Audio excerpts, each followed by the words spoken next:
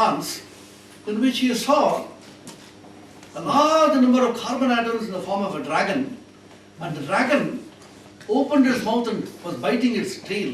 He said, "Ah, I have got it." The benzene has a cyclic structure. He got up and then discovered the cyclic structure of benzene. So it is revealed to him by some faculty which is beyond the logical mind. And the famous example where Srinivasa Ramanujan, the mathematical genius, whom Hardy went and mentored, Hardy asked him, "Ramanujan, how do you write down these various theorems?" Ramanujan's notebook is even now being researched into because he doesn't give proofs. "Ramanujan, what is the proof of these theorems?" He said, "Sir, proof. I say that they are true." Darshana. When you see something as true, you don't need to prove it. Swami Vivekandana went and challenged his Guru Ramakrishna about God. He said, "I see God, I talk to him much more intensely than I talk to you." Then what do you say to that? Either he is a rank liar or a hypocrite, or he is a great saint. Since he is not the first, he has to be the second. You see. You realize the truth by just seeing it. Then he said, "How do you see?" Ramanujan very innocently said, "I have a family goddess in the Namakkal. In Tamil Nadu there is a place called Namakkal, Namagiri. That Devata comes and tells me in my dreams that Devi, come on, wake up, write down these theorems." So I note down. So Hardy said, "Oh, this boy is a truly mathematical great genius, but hopelessly religious." We always hopelessly religious. We always look for the logical mind to penetrate into nature, but the logical mind can't go beyond a point. When the logical mind goes and strikes against the wall, which it can't penetrate, something else takes over. That is called transcendence of the mind. The mind, the human mind, has the capacity to transcend itself. So another dimension of the mind opens, which is called the Vijnanamaya. When the Vijnanamaya opens, for the first time you feel yourself as the spirit which is not identified with the body. They call it the Jivatma or the Kutastha Sakshi, and so many names are given, Vedanta gives it. And then beyond that you go to another state, which is called the Anandamaya, which you experience in deep sleep. When you are deeply asleep, you don't know, your body is not functioning, whether mind is functioning, you don't, and then you do not know how the prana is functioning, but you are very happy to go to sleep. As a child, I always used to wonder about all this and became a monk. There's no answers to any of these. How does a person happily go to sleep, fully being aware that none of this is going to function? So some faith he has got in something by which he is carefree. If nobody is looking at you, usually people don't work. You say the work culture has come down so much, so somebody is not sleeping at all. Why are you not sleeping? So when I go to sleep, I will not know whether my lungs or heart is functioning, so I should be very careful. I should be awake and see, constantly watch over. No, you don't have to watch. Some kind of deep faith is ingrained in our psyche by which we know that nature is going to take care. So the deep faith in nature is what we call science. Deep faith in God is what we call religion. And if you substitute nature for God and vice versa, religion and science become one. So you are absolutely carefree, and when you sleep off, you come back and say, "Oh, I slept so well. I'm so tired, let me go to sleep." Now, in our system of education, if you can integrate some of these ideas of self-observation, just tell the children, say, observe yourself. Observe how you go to sleep, how you react. Most of us, even elders, we do not know how we react. I often wonder, if somebody secretly, nowadays sting operations have become very common. Secretly somebody is maybe planted something here, I should be very careful. Suppose somebody videographs whatever you say and do every day, and then tells you, "This is what you did yesterday." We will be so much ashamed. Did I behave like this?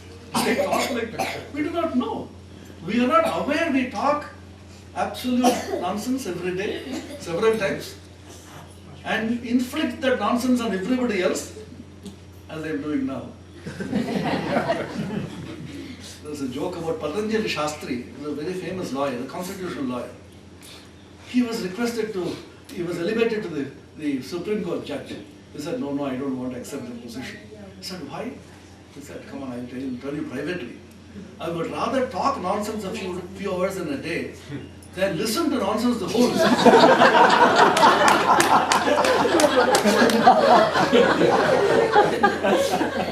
We keep on useless talks, and then our gestures, our behavior, everything, we'll be ashamed of ourselves if somebody videographs and shows it to us. Which means, if we can evolve a mechanism by which we can project ourselves on the video all the time, some kind of a mechanism, somebody is videographing and you're looking at yourself.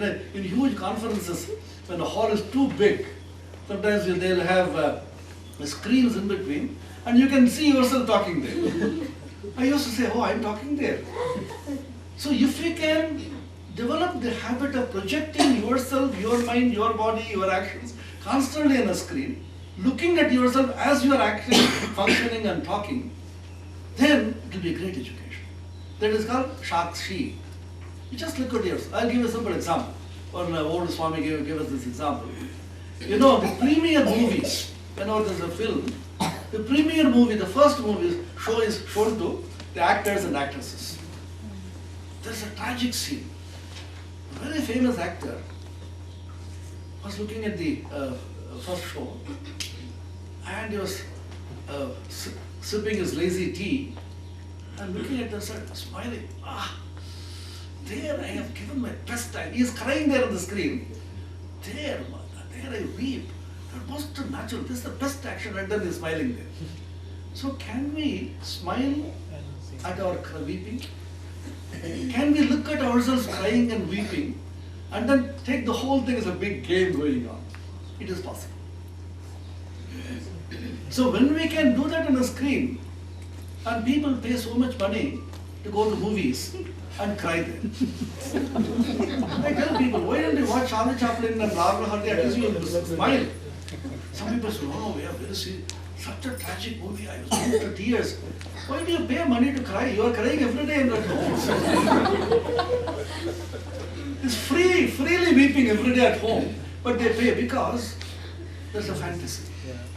People want to move into a fantastic world, with an imaginary world, so that they feel relaxed. So can you live with the truth, rather than moving into that which is unreal and fantasy, and trying to forget oneself? The so-called relaxation and entertainment which we have developed in the modern world is all moving away from the reality and seeing into it. That's what Buddha called Yatha Bhuta Darshanam. Yatha Bhuta, looking at things as it is. Don't move away from it. Why? Because reality alone has transforming power. Whether it is good, bad, anger, anything, just live with what Krishnamurti calls it. Can you look at anger just as you can look at your child? That means, allow things to just flow. You just remain and keep moving with that. From moment to moment to moment. We want to project to the future or go back to the past to be able to enjoy.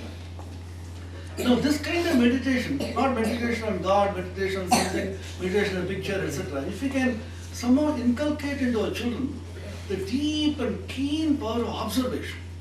Observe yourself and allow them, just as our Pranjalji was explaining, allow students to explore nature, explore themselves and understand. And now and then give them some inputs and then guide them so that they can explore themselves. Now, just a few minutes I'll take the practical aspect. All that is theory. Practically, what do you do? Many people say, then what do I do? This is a very important question. There's one Swami, very great speaker. He went to Ranchi once. He was a powerful speaker in Hindi. There's so many young people that assembled there. He said, come on, do something for Swami Vivekananda's sake. Do something to save the country. Can you give your life for it? Then roused them. And then they took up a train and then came back. Next day, 100 young people. This Swami has vanished already. They went to the other Swami who was in charge. We want to give our life. Tell us where to give it. Then the Swami very funnily said, see, he has inspired everybody and gone away. What do we do with this? So it's very easy to rouse emotions, but very, very difficult to be able to channel them properly and to have a practical solution. That's why Swami Vivekananda said, First you should have tremendous feeling. That is called bhakti, feeling heart. So much of emotion. Then you should think about some practical solution to it. Unless you have a practical, clearly thought out solution, the emotions will simply evaporate. We used to call it in the earlier days, we used to have, nowadays we have the other kind, the soda bottle with small, have you seen that? Then they immediately evaporate. We used to call it soda bottle enthusiasm. The enthusiasm evaporates. Then if you have this enthusiasm and the clearly thought out solution, even that is not sufficient. Can you execute it on ground? And hundreds of difficulties will come to you. Swami Vivekananda says, if the entire world stands before you with sword in hand, ready to crush you out, would you still dare to do what you think is right? Do you have that courage? If you have these three, you will conquer the world. Bhakti, Jnana and Karma. Then yoga as concentration, commitment, envelops all those. This is what Vivekananda called the samanvaya or the harmony of yogas, what Aravinda calls the integral yoga, on which the integral education is based. So the faculty of thinking, which is developed usually in our curriculum, only thinking is developed, nothing else. Even that is unthinking thinking. Simply somebody says something, you memorize and get marks in the examination. But emotions are not encouraged. Emotions are not properly channelized. Emotions are not chastened and purified. And work actually in ground reality, do it hands-on. That's not in people. The theoreticians do not know anything about it. A PhD in electrical engineering from a great university, he has to call a person who has ITA passed in class 8 to fix his electrical problem. He can solve differential equations on the board, but he can't fix a small problem there. Once there was a illiterate technician in our college before in Bellur. There is a tube light. It's so tall and slanting like that. Everybody tells me change, and then you need a ladder, etc. Then I said, you give it to me, all of you go. Then within seconds he fixed the whole thing. I said, what did you do?